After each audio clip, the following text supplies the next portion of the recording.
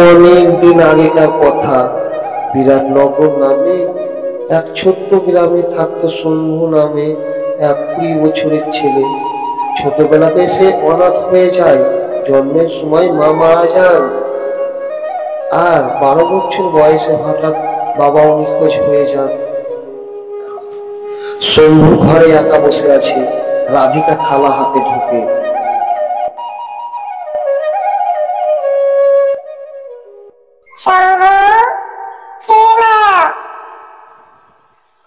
রাধিকা, তুমি প্রতিদিন এত কিছু করো কেন আমার জন্য?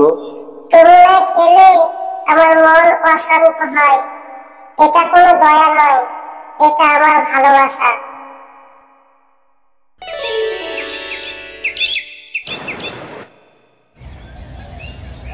শম্ভু, আরে এ শম্ভু, শম্ভু, তুমি এখন বড় হয়েছো, নিজের দায়িত্ব নিজেকেই নিতে হবে। ঠিক আছে মুখিয়াজি, আমি কাজ করব। আমিও মনে মনে চিন্তা করছিলাম কি কতদিন আর এইভাবে বসে খাবো, কিছু একটা করব।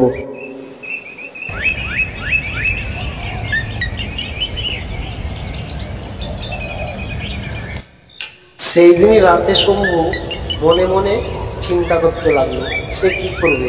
তারপরে পরের দিন সকালে সে জঙ্গলের দিকে রওনা হলো।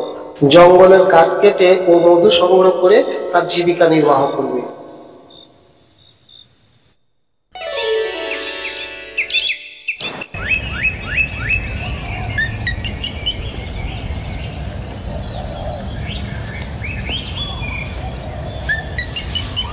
আরে আরে আরে, এত বড় কীট এভাবে তাকিয়ে আছে কেন?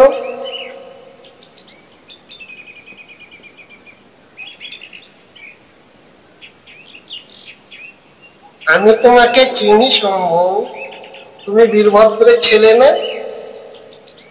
তুই তুই কথা বলছিস, আর আমার বাবাকে চিনিস কিভাবে? আমি সব জানি, কিন্তু আগে আমাকে এই অভিশাপ থেকে মুক্ত করতে হবে, তারপরে সব বলবো। আরে পালা, এই তো ভূত রে, পালা পালা। আর শম্ভু এভাবেই কীটকে দেখে ভয়ে বাড়ির দিকে পালিয়ে গেল।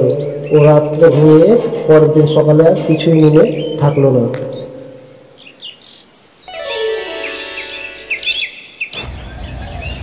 পরের দিন শম্ভু আবার সেই জঙ্গলে আসে। কীট তাকে অন্ধকার গুহার দিকে নিয়ে যায়। তারপরে সে কীট মাটি খুঁড়তে থাকে।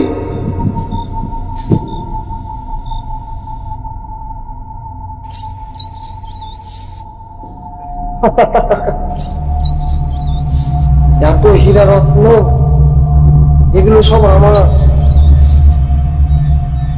হ্যাঁ, তুমি ধনী হও, তারপরে তোমাকে তোমার বাবার কাছে নিয়ে যাব।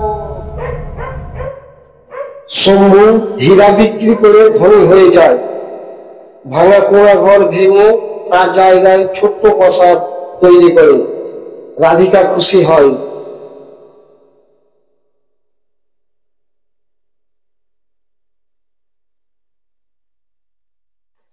এখন জানো শম্ভু, এখন সবাই তোমাকে সম্মান করে।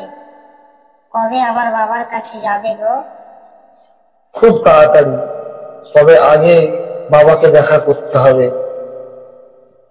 গ্রামের পুরোহিত তন্ত্র সাধনার মাধ্যমে জেনে যায় শম্ভুর হাত দিয়ে ডাইনি বড় কিছু দুর্ঘটনা ঘটাতে চলেছে। শম্ভু, এ কীট কোনো সাধারণ কীট নয়, এ অভিশপ্ত ডাইনি। চুপ, মিথ্যে বলো না। শম্ভু রেগে সাধুকে তাড়িয়ে দেয়। মুখিয়া ও রাধিকা চিন্তিত হয়। শম্ভু পরের দিন সন্ধ্যাবেলায় আবার জঙ্গলের দিকে যায়। এদিকে রাধিকা ও মুখিয়া তান্ত্রিককে খবর দেয়, পাথর ভেঙে দাও শম্ভু, তাহলেই বাবার সঙ্গে দেখা হবে। না, এই কাজ তুমি ভুলেও করিও না শম্ভু। তোমার বাবা জীবন দিয়ে এই ডাইনিকে আটকে রেখেছিল, পাথর ভাঙলেই সে মুক্তি পাবে। আমি কারো কথা শুনবো না।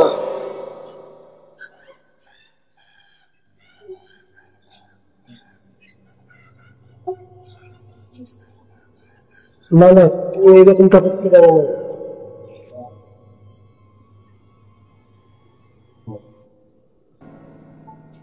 সাধু বাবা, তুমি একটা কোনো উপায় নাও করো। এখনো একটাই উপায়, তুমি পার নাও, তাহলেই গ্রাম বাঁচবে।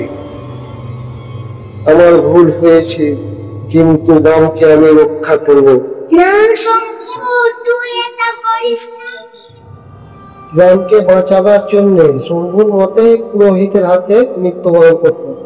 আমাকে ছেড়ে দাও না।